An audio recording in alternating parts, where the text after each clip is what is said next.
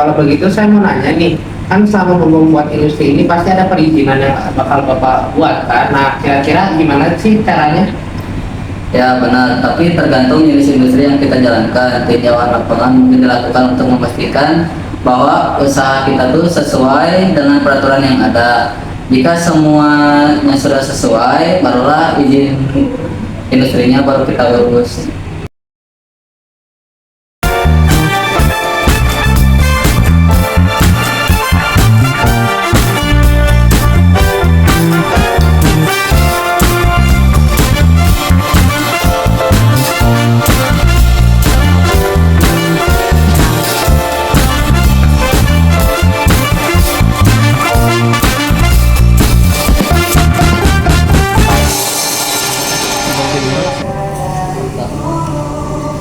Listener, selamat datang pada acara kali ini.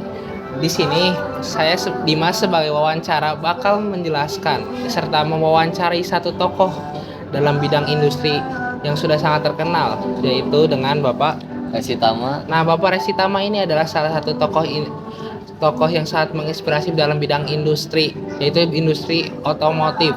Serta Bapak Eci juga akan menjelaskan tentang tahapan pembuatan prosedur dari surat izinnya, pengedarannya, dan sebagainya macamnya. Kalau begitu, Ya, selamat siang pemirsa. Jadi buat ngejawab pertanyaan Dimas gitu, pasti sebuah perusahaan punya izin industri gitu. Dan mungkin sebagian industri emang harus memilikinya gitu. Nah, tahapan-tahapannya itu yang pertama itu yang harus diperhatiin itu yang pertama ada persiapan dokumen. Nah, ini tuh proses paling dasar dan paling penting gitu. Kita harus menyiapin dokumen-dokumennya. Yang pertama itu dokumen MPWP perusahaan, yang kedua akta pendirian perusahaan, yang ketiga surat izin domisili dan dokumen legal lainnya. Nah, terus ada kalau semakin lengkap dokumen yang kita buat untuk izin industri ini, itu bakal memperlancar dan mempercepat prosesnya juga. Jadi gitu.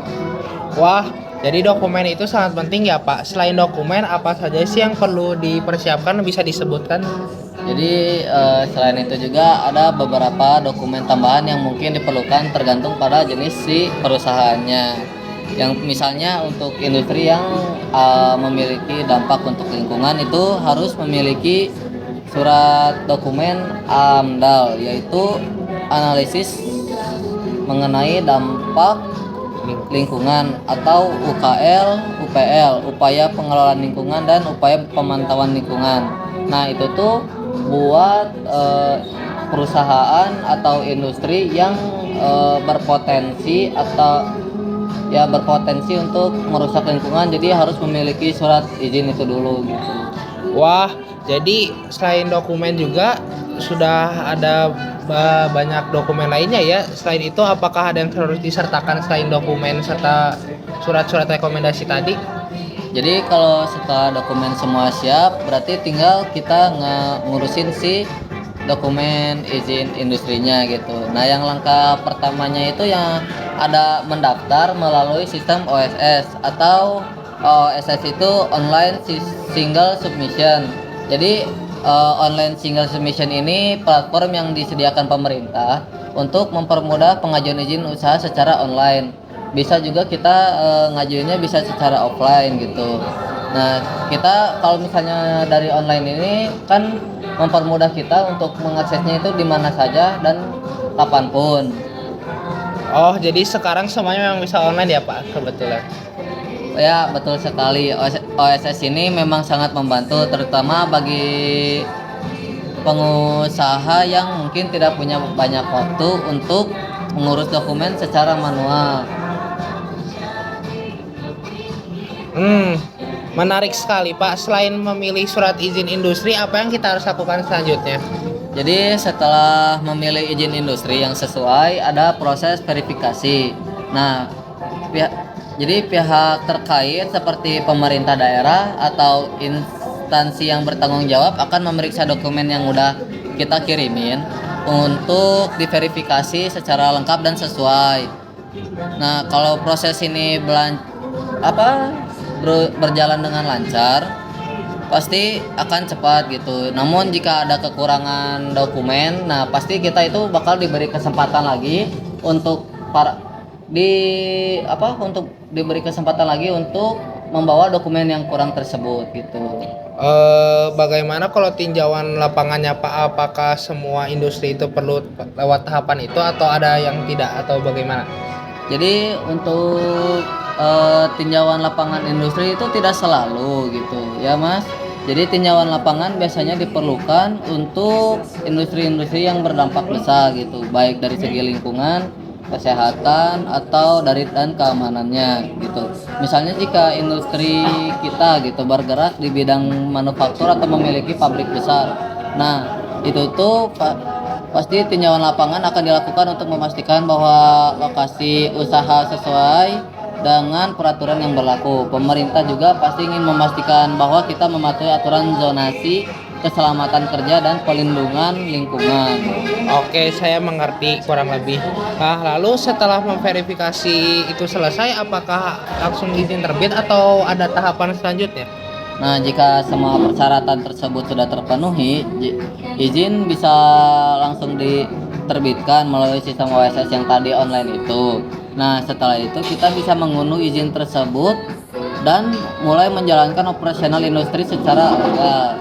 Namun, perlu diingat bahwa mendapatkan izin bukan akhir dari segalanya. Pengawasan dan pelaporan berkala adalah kewajiban yang harus dijalankan oleh setiap perusahaan yang memiliki industri. Jadi meskipun kita sudah memiliki industri, pemirsa, jadi kita memiliki izin industri, jadi kita itu nggak boleh jadi lalai atau gimana kita itu jadi harus tetap melaporkan apa yang udah kita lakukan di industri kita gitu, mau itu per bulan ataupun per minggu ataupun per tahunnya gitu. Oh, jadi meskipun sudah punya izin, perusahaan tetap harus ada yang dipatuhi peraturan-peraturannya gitu ya Pak? Ya, betul sekali. Jadi pemerintah melakukan pengawasan secara berkala untuk memastikan bahwa perusahaan tetap mematuhi peraturan. Nah, setiap perusahaan diwajibkan untuk melaporkan aktivitas industrinya sesuai dengan waktu yang telah ditentukan. Tadi juga saya sudah bilangkan. Terus selain itu juga ada perubahan yang signifikan dalam kegiatan usaha seperti ekspansi atau perubahan lokasi. Perusahaan harus mengajukan pembaruan izin. Jadi kalau kita pindah industri, lokasi industri kita, berarti kita juga harus membuat izin industri baru lagi. Baik Pak, jadi mulai dari persiapan dokumen, pendaftaran OSS, verifikasi sehingga pengawasan, prosesnya kan cukup jelas ya Pak. Ya. Menurut Bapak, apa tantangan yang paling sulit dalam mengurus surat-surat ini Pak? Jadi tantangan terbesar mungkin ada di tahap persiapan dokumen dan tinjauan lapangan. Banyak pengusaha yang tidak terlalu memahami apa saja yang dipenuhi dan diperlukan sehingga dokumen yang diajukan itu tidak lengkap. Nah, jadi seringkali si izin industri ini jadi terlambat untuk diterbitkannya gitu. Saya setuju sih Pak. Jadi kalau persiapan belum matang itu adalah belum pasti kan. Jadi harusnya udah persiapan itu kunci sukses buat mendapatkan akhir industri. Terakhir Pak, apakah ada pesan inspiratif dari Bapak untuk memulai usaha ini atau ada sepatah dua kata atau untuk dari Bapak ini?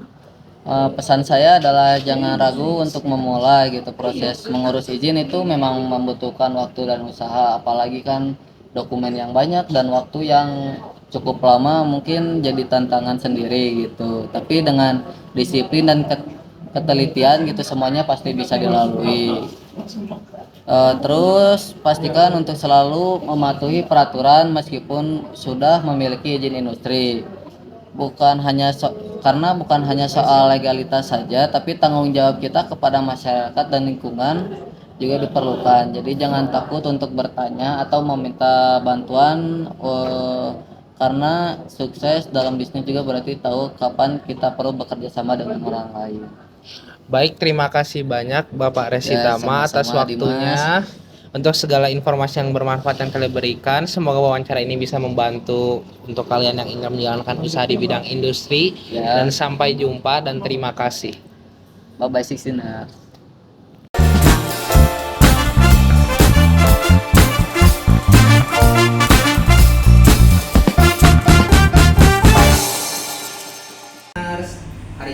orang satu.